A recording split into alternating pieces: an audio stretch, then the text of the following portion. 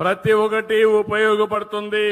నేను ఎన్నో సంవత్సరాల కంటే ముందు పచ్చదనం పరిశుభ్రం అనే కార్యక్రమం పెట్టాను. ఆ కార్యక్రమాన్ని నేను ఆ రోజు అమలు చేశాను. ఈ రోజు మీరు చూస్తే నేను పెట్టినటువంటి కార్యక్రమం ఎక్కడికక్కడ సర్క్యులర్ ఎకానమీ.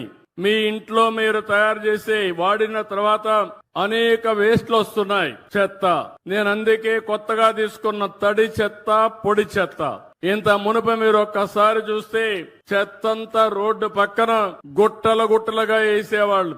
గడిచిన ప్రభుత్వం ఒక్క పట్టణ ప్రాంతాల్లో 85 లక్షల మెట్రిక్ టన్నులు చెత్త వదిలిపెట్టిపోయారు.